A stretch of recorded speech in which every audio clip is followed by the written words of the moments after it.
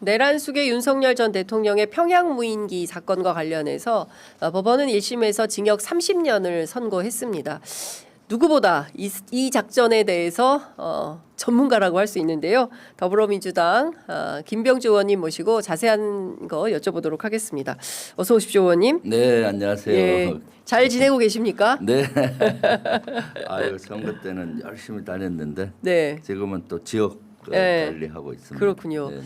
이 선거 후폭풍이 너무 심각한 것 같은데 의원님 느끼시기에는 좀 체감하시는 상황은 좀 어떠십니까? 네, 당원분들이 실제로 뭐 탈당한다 이런 분들도 많고 그런가요? 뭐 그 정도까지는 아니더라도 지역에서는 당을 걱정하시는 분들이 많죠. 네, 네. 당이 사실 당원들께서는 실제 당이 하나로 가야 되는데 혹시 이러다가 당이 자꾸 이렇게 쪼개지는 거 아니냐, 또 당이 이렇게 분열되는 모습 이런 것들을 우려를 많이 하시는 것 같아요. 예. 전당대회를 앞두고, 네, 그래서 그런 목소리도 많고요. 또 이재명 대통령과 이재명 정부 성공을 위해서는 당이 뒷받침해야 되는데 걱정이라는 분들도 있고요. 또 뭐 사실 저희 지역에서는 남양주잖아요. 남양주는 사실 도지사, 시장 뭐 다 이겼거든요. 그래서 또 그 나름 지자체 우리 탈환을 했거든요. 시장도 최은덕 시장 네. 후보가 국민의힘 출신 주광덕 시장을 탈환을 했기 때문에 또 새로운 기대도 있고 네. 이런 것들이 다 엇갈리는 것 같습니다. 그러니까 진짜 그 어쨌든 이제 전체적인 평가인데 이번 선거는 또 특이하게 지역별로 평가를 하더라고요. 그렇죠. 이를테면 어느 동네는 이겼는데 어느 동네는 조금 어렵게 네, 됐고 네. 뭐 이렇게 해서 그렇죠. 굉장히 지역별로 이제 네. 각기 서로 다른 그런 네. 평가를 좀 하는 것 같다라는 그러니까 생각이 저희 좀 지역 다녀 보면은 두 가지 반응이에요. 하나 큰 전체적인 반응은 남양주 시장 탈환돼서 좋다. 우리 민주당이 네. 그래서 남양주 시장에 대한 기대가 크다는 거 하고 네. 그리고 조금 더 열성 당원이신 분들은 서울시장 너무 아깝다. 그러면서 네. 또 일부 지역 있잖아요. 예. 뭐 평택이나 부산 그렇죠. 쪽 북구 같은 예. 쪽 이런 얘기를 하시면서 이제 우리 당이 요새 너무 이렇게 그 좀 분열되는 이런 모습 그런 걸 우려를 하시는데 열성 당원분들은 그런 거를 나중에 표현을 좀 네. 하시더라고요. 네네. 댓글에 네 뭉쳐서 민주당은 니 탓 내 탓 하지 말고 뭉쳐라 실망. 그렇죠. 민주당은 뭉쳐라 그게 답이다. 네 이런 얘기. 예. 자 민주당이 망해가는데 가만히 있나 뭐 이런 얘기들. 예, 뭉쳐라 지금 예 단결해라 이런 메시지들이 이제 시민들 사이에서 많이 나오는 것 같습니다. 여하튼 사실 지금 저희가 오늘 뉴스퀵 배송에서 예전 영상을 다시 봤어요. 계엄 당시에 시민들께서 응원봉 들고 나오셔서 그 엄동설안에 키세스가 돼가지고 민주주의 지키려고 그렇게 애쓰신 분들의 이제 영상을 저희가 쭉 봤는데요. 아직 내란이 안 끝나지 않았습니까? 아, 그럼요. 네? 내란이 아직 진행되고 있죠. 네. 윤 어게인 세력이 그대로 바로 하고 그러니까요. 있고 국민의힘도 아직도 윤 어게인하고 손절 못하고 지금 윤 어게인 세력을 원내대표 새로 뽑혔는데도 그 원내 지도부의 윤 어게인 세력을 대변인가 뭐 직책을 예. 주고 막 그랬더라고요. 네. 그러니까 아직 그런 세력들이 그대로 있다는 걸 방증하는 기 때문에 우리가 정신 차리고 실제 하나가 돼서 이재명 정부 성공과 내란 청산 완전히 해야 되거든요. 네. 네. 그래서 저는 그런 걸 위해서 지금 열심히 뛰고 있습니다. 지금 뭐 오세훈 시장도 그렇지만 네. 이진숙, 김태규 사실상 그 방통위에서 그렇죠. 예, 네. 그 윤석열 노선을 함께했던 분들이고요. 그러니까요. 그리고 한덕훈 사태를 만들었던 한동훈 무소속 국회의원 이분이 또 그러니까요. 국회로 와서 아, 대선 후보가 둘이나 살아오게 됐어요 이번에. 그러니까요. 네. 이번 선거 결과를 통해서 그런 내란 청산의 관점에서 보면 민주당은 성공적입니까? 아니죠. 내란 청산 사실 이번 선거가 내란 청산을 위한 심판 선거였잖아요. 그렇습니다. 그래서 전반적인 국민들은 심판했지만은 핵심 지역인 이런 서울시라든가 이런 데서는 그런 것들이 먹히지가 않았거든요. 사실 저는 후보들한테도 아쉬움이 좀 있어요. 왜냐하면은 이건 내란 심판 선거 국민 심판이 돼야 되는 걸 강조를 해야 되는데 일부 후보들은 그걸 얘기를 꺼내지도 못하게 해요. 왜 그러는 거예요? 그 뭐 민생 얘기하고 경제 얘기해 달라고 제가 사실 험지도 많이 다녔잖아요. 예. 강원도와 경북 TK를 공동선대위원장 맡아서 진짜 험지를 남들이 안 알아줘도 계속 네. 다니면서 그러니까요. 전 지역을 거의 다니다시피 강원도가 엄청 이겼더라고요. 의원님. 이겼죠. 의원님 특히 성과신 것 같아요. 적경 지역 그러니까요. 있잖아요. 적경 지역은 진짜 보수였는데 네. 철원을 빼고 하천, 양구, 인제, 고성 다 이겼어요. 야, 의원님 진짜 그리고 엄청난 철원도 2% 차이로 아깝게 졌어요. 아, 예. 완전히 바뀐 거죠. 예, 그러니까 예. 이제는 적경 지역이 아니라 평화 지역화되고 있다는 걸 느끼고요. 예. 그런 것들이 뭐 저만이 아니라 강원도 이런 후보들이 많이 노력했고요. 그런 데서는 사실 그런 이슈 파이팅을 잘했어요. 네. 적경 지역이 아니라 이제 평화 구역으로 만들고 평화지대로 만들어야 된다. 그러면 네. 이재명 대통령 계를 같이 해야 된다. 예. 뭐 이런 이슈 파이팅이 잘 됐던 거고요. 네네. 그런데 일부 경북이라든가 대구 이런 데서는 제가 다니면은 첫 주문이 내란 얘기 좀 하지 마라. 라는 거였거든요. 첫 주문이.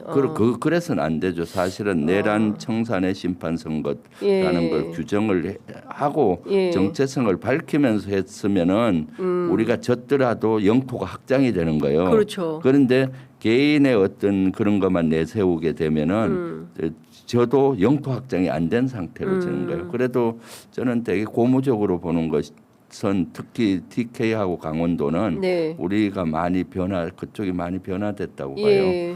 이재명 대통령의 고향이 경북 안동이고 해서 제가 그 지역에 앞으로 40%만 우리 지지를 올리면은 네. 재집권하는데 이상 없다라는 생각을 하거든요. 예. TK의 정치 지형이 바뀌면 대한민국 정치 지형이 바뀌는 거예요. 그러니까요. 예. 그동안은 20%대였잖아요. 네. 근데 40% 올리면은 예. 된다고 했는데 이번에 그 희망은 저는 봤습니다. 물론 김부겸 시장 후보 안 돼서 너무 안타깝지만은 45% 지지를 받았고요. 네. 오중기 경북도지사 후보도 30%가 넘었어요. 네. 특히 안동은 예. 1% 차이로 졌어요. 안동 그 정도로 예. 약진한 안동은 거예요. 기초 의원들은 민주당이 기초의원들 많이 됐어요. 예, 그 많이 경북도 됐더라고요. 6천 명인가 예. 뭐 이렇게 많이 됐고요. 그렇기 때문에 TK하고 강원도는 확실히 변화가 됐다. 그런데 이제 그 서울이라든가 이런 데서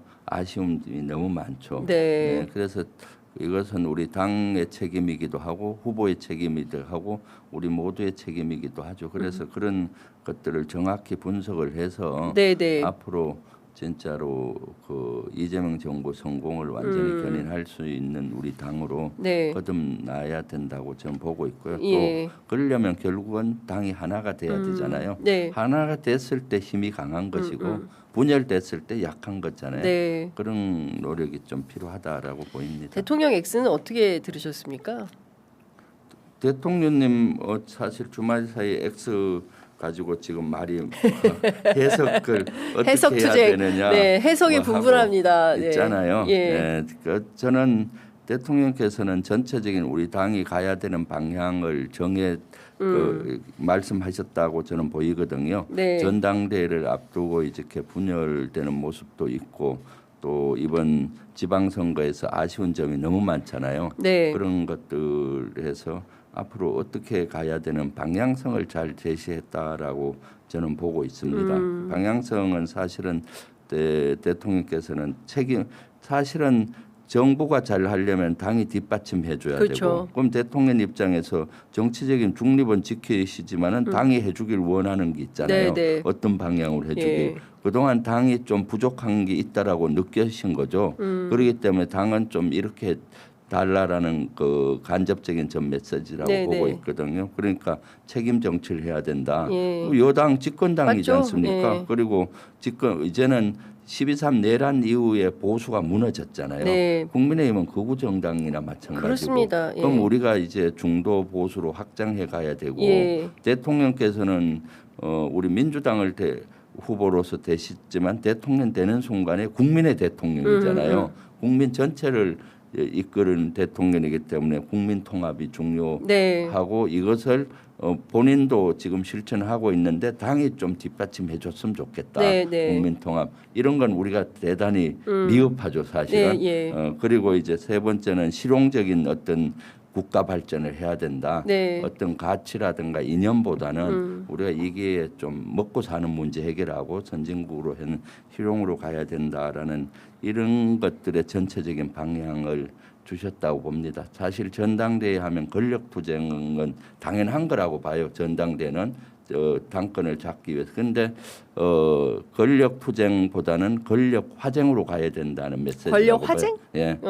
그러니까 권력 화쟁이 뭡니까? 서로 차이를 인정하고 예. 하나로 합하는 거잖아요. 차이를 인정하면서 이렇게 가는 게 화쟁이거든요. 네. 그 권력 화쟁이란 거는 당권을 잡더라도 하나가 되기 위한 당권이 되고 이재명 정부 성공, 네. 또 국민을 우리 대한민국의 발전을 위한 여당 이런 것들로 가야 된다. 전 평소 권력 투쟁은 필요하다고 봐요. 왜냐하면 당권 전당대에서는 당권을 잡아야 되니까.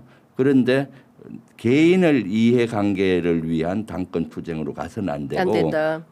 이재명 정부나 우리 당의 하나로 가는 네. 권력 투쟁이 돼야 되기 때문에 권력 화쟁을 해야 된다라고 예. 보는 거죠. 네. 당권을 잡더라도 내 개인보다는 우리 당이 발전하고 네. 당이 하나로 돼서 이재명 정부의 성공을 견인할 뿐만 아니라 정권을 재창출해서 예. 계속 우리 당을 집권당으로 갈 수 있는 예. 그런 토대를 만드는 전당대회가 돼야 된다는 생각을 하고 있는 거거든요. 그렇기 때문에 사실 전당대회를 앞두고 권력 투쟁은 나쁜 건 아니에요. 근데 그 권력 투쟁의 목표가 개인의 어떤 이해관계 때문에 개인의 권력 야욕 때문에 하는 것이냐 아니면 진짜로 우리가 이재명 정부를 성공하기 위해서 민주당이 하나 된 내가 당권을 잡아 하나 된 걸 만들어서 밑거름이 되겠다는 이런 것이냐에 따라서 차이가 있는 거잖아요. 그렇죠. 네. 지금 그런기 때문에 이재명 대통령도 그런 생각으로 이런 메시지를 저는 냈다라고 예. 보고 있습니다. 그러니까 그 전직 최고위원이시기도 하니까 뭐 얘기가 좀 길어져서 좀 그렇긴 한데 이거 좀 여쭤볼게요, 의원님. 이번에 이제 선거를 처음에 이제 이 선거를 어떻게 치를 거야라고 해서 이제 전략을 짤 때 그 일종의 이제 뭐 합당 때문에 막 이제 논란은 있었습니다만 이제 큰 틀에서의 모두의 승리를 만들기 위해서는 큰 당인 민주당과 작은 당인 뭐 여러 정당들이 있지 않습니까? 저 사회민주당에 이르기까지 그 원탁 회의를 통해서 지난 대선 치렀던 것처럼 이번 지방선거도 사전에 좀 그렇게 조율할 수는 없었나? 이 조율이 필요했던 것은 아닌가? 그랬다면 이번에 이렇게 1000표, 2000표 차이로 막 당락이 갈리는 이런 일은 없지 않았을까? 사람들이 너무 싸우는 게 싫어가지고 아예 투표장에 안 나와버리는 이런 일은 없지 않았을까? 그런 건 어떻게 보십니까? 그렇죠. 선거는 사실은 아주 겸손하고 또 아주 절박한 마음으로 해야 되거든요. 그런데 우리 당이 그런 면이 조금 부족했지 않나 싶어요. 이재명 대통령 지지도가 상당히 60% 이상 올라가고 네. 또 여론조사하면은 거의 뭐 우리가 그렇죠. 압도적으로 이기고. 그러다 보니까 우리 내면에서도 좀 자만한 것이 아닌가 저는 싶습니다. 아주 절박하면은 여러 가지 전략이 나오는 거거든요. 네. 전략은 전투력이 군에서도 부족한데 네. 약할 때 다양한 전략을 구상해요. 근데 압도적인 힘이 있으면은 예. 전략이 별로 필요 없어요. 해하고 밀면 되거든요. 예. 그러기 때문에 선거에서도 우리가 절박했다면은 여러 가지 그런 것들의 요소가 나오고 노력을 했을 거예요. 근데 그 당시 상황에서 여론조사도 잘 나오고 이재명 대통령 지지도도 높고 그러니까 분위기가 거의 다 이길 것 같은 분위기였잖아요. 그러다 보니까 그런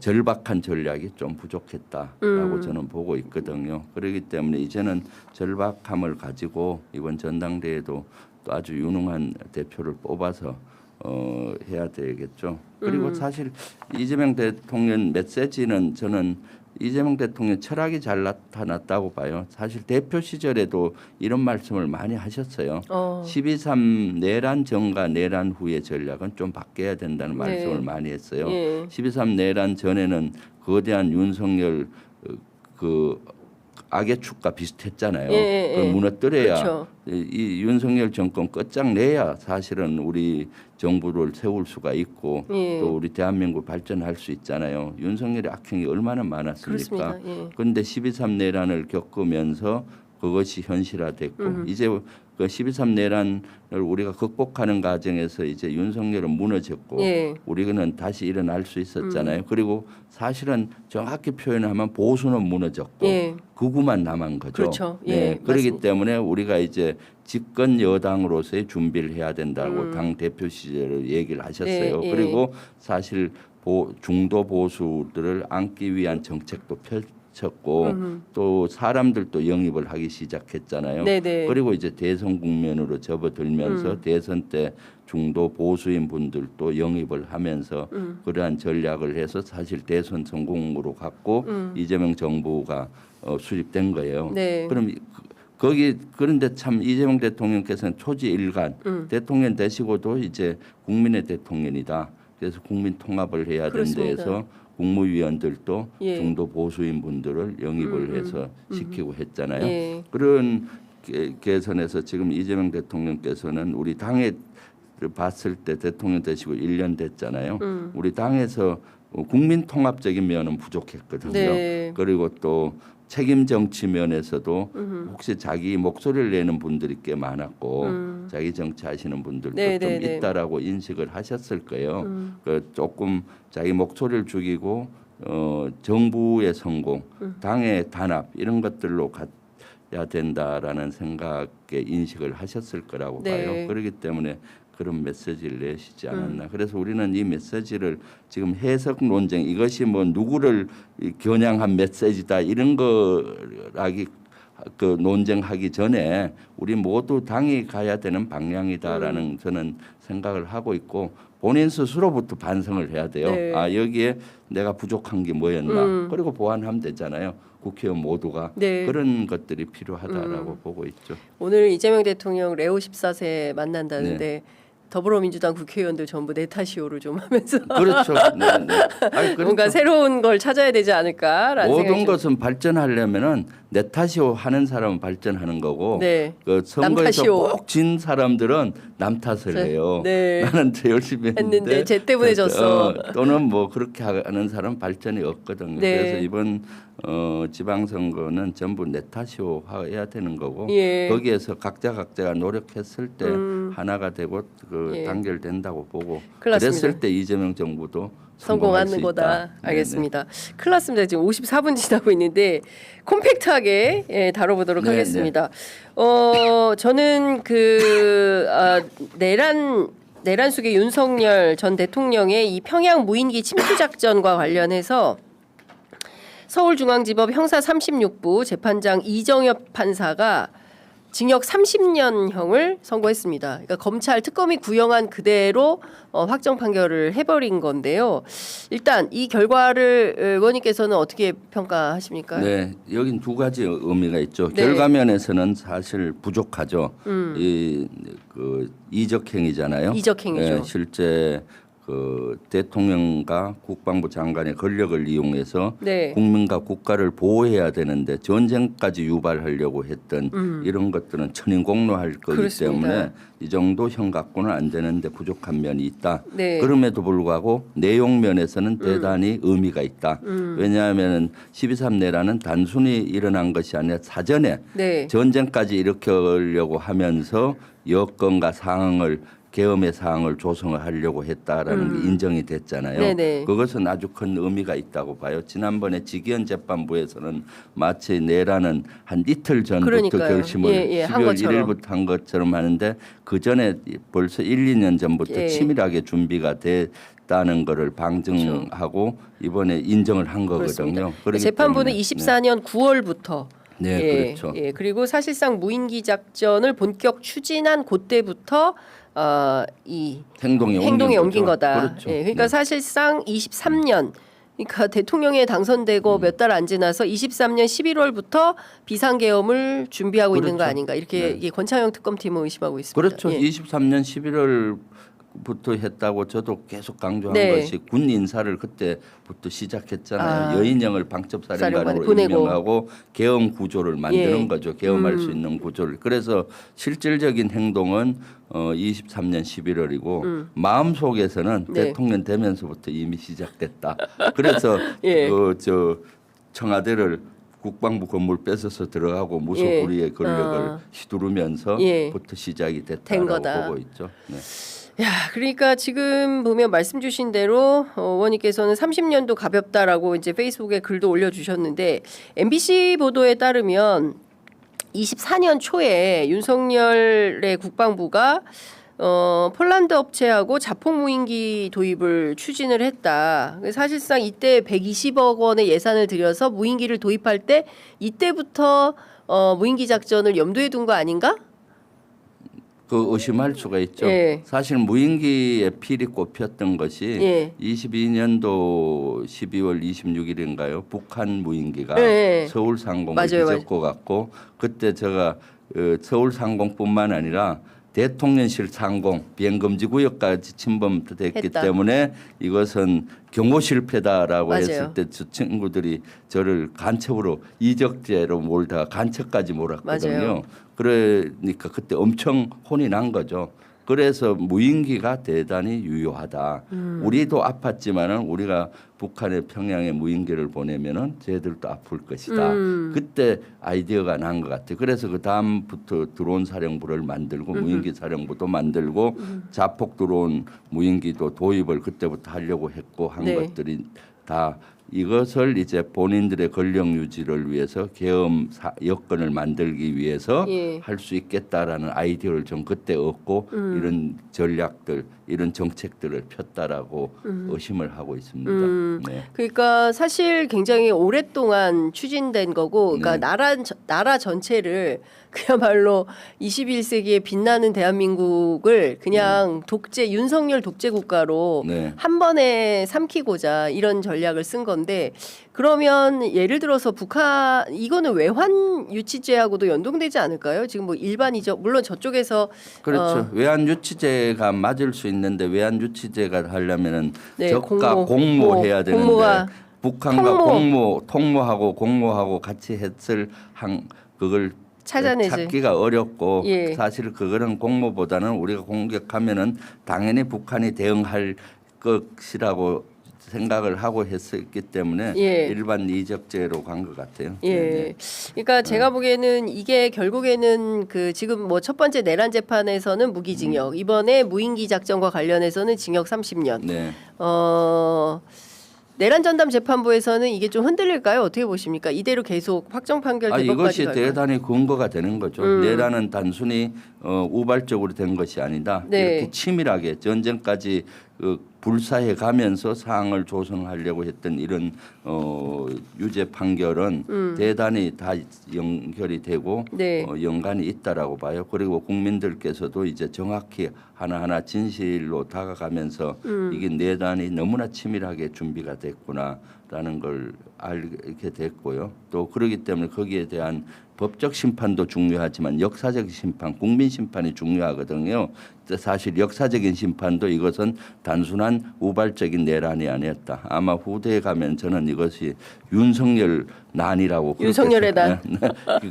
할 거예요. 예. 난들은 대부분 이름을 따잖아요. 그쵸. 12.3 내란 갖고는 이해가 잘 안 갈 안 거예요. 되죠. 역사 한 100년 전 12.3이 뭐지? 뭐야? 하잖아요. 그쵸. 예. 윤석열 난 하면은 윤석열의 난. 그렇게 딱 인식이 되잖아요. 예, 그렇습니다. 그렇게 아마 역사적인 심판은 저는 이루어질 거라고 저는 보고 있습니다. 네. 이런 주장을 합니다. 윤석열 측에서 북한의 오물풍선 공격에 대한 정당한 군사작전이었다. 네. 예, 그리고 김용현 측의 변호인단도 안보를 위해서 일하는 군과 공직자의 손발을 묶고 국민이 북한에 의해서 피해를 받아도 무방하다는 사법부의 안보 자해 행위다. 이렇게 주장하면서 어쨌든 항소 입장을 밝혔습니다. 그것은 뭐 말이 안 되고요.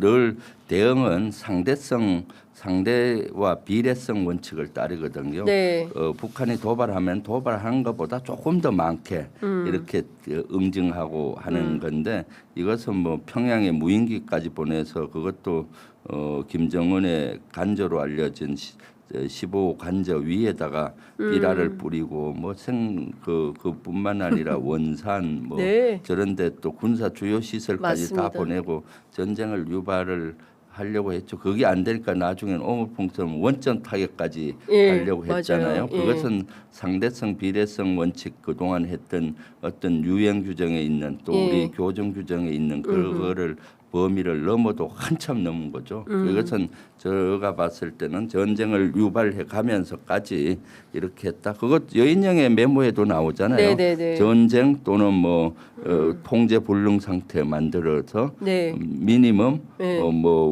맥시멈 노아의 홍수 이러잖아요. 예.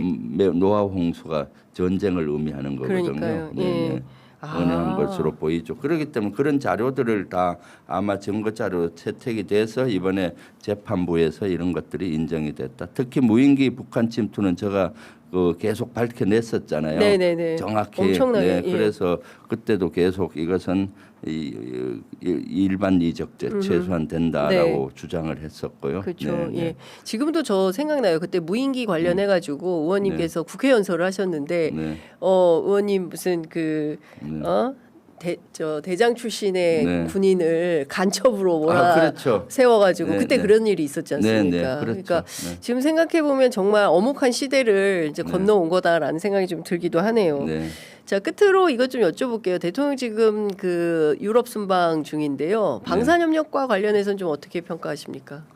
뭐 대통령께서는 진짜 그 경제 안보 외교를 지금 열심히 하고 있잖아요. 지금 유럽은 지금 자주 국방의 길을 가고 있거든요. 국방비를 올려가면서 그것은 물론 러시아의 우크라이나 침공부 때부터 인식이 됐고 트럼프는 또 2기 집권하면서 엄청나게 각 국가별로 5%까지 국방비를 올리라고 나토국에 요구하고 있어서 지금 방산 우리 수출의 한강기를 맞이했기 때문에 지금 이재명 대통령 해외 순방하는데 유럽 이번 순방이잖아요. 네. 많은 의미가 있으리라고 봅니다. 그래서 방산 수출 지금 한강기를 맞아서 새로운 또 길을 모색하고 계시다라고 봅니다. 네, 알겠습니다. 오늘 말씀은 여기까지 들어야 되겠습니다. 벌써 끝났나요?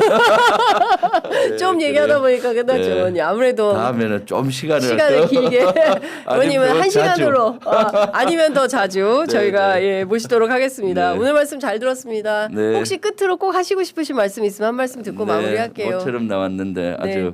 장윤선 취재편이 좀 요새 구독자 많이 늘었나요? 줄었어요. 그렇죠. 왜 그렇죠? 저 주불리 김병주도 지금 조금씩 줄어서 스트레스가 많아요. 우리 이게 유튜버 시대에 너무 고통이 많습니다. 지금 네. 월드컵에서 역전승하고 기분 좋을 때 그러니까요. 우리 장윤선 취재편이 좀 아주 고생하고 하시는데 구독하고 좋아요 많이 해주시고요. 주불리 TV 1+1로 한번 홍보해 주세요. 그렇습니다. 주불리 김병주 주불리 김병주 TV 여러분들 꼭 구독 좋아요 알림 설정해 주세요. 그러니까 제가 아는 한 진짜 열심히 국민들과 소통하시는 차원에서 유튜브 방송하십니다. 언제 어디 아직도 기억하시죠, 여러분? 그렇죠. 저희가 수방사를 같이 갔잖아요. 그때 12.3 내란을 막기 위해서 제가 특전사 수방사 갔을 때 유일하게 제가 특전사 방송 끝나고 수방사로 이동하는데 오셨어요. 제가 수방사로 갔었습니다. 눈물나게 고마웠습니다. 왜냐하면 수방사에 혹시 제가 응유될 수도 있는데 장윤선의 취재편이 좀 딱 그때 가니까 정문 앞에 딱 버티고 있어서 맞아요. 제가 거기에서 응유되진 않겠다라고 생각을 했죠. 의원님께서 너무 반가워하셨던 기억이 나는데 여러분 우리가 이렇게 계엄을 건너왔습니다. 그러니까 사실 대한민국 전체가 저는 내란을 청산하는 내란을 극복한 저는 동지들이다. 그래서 그런 관점에서 정말 작은 차이는 내려놓고 더 크게 통합, 더 크게 단결할 수 있는 길을 정치인들도 찾아주시고 현장에 있는 저희들도 적극적으로 그 길을 찾아야 되지 않을까 매우 안타까워서 드리는 그렇죠. 말씀입니다. 네. 김병주 의원님 엄지척을 3개를 감사합니다. 아이고 충성. 네, 고맙습니다. 의원님 또 모시겠습니다. 고맙습니다. 감사합니다.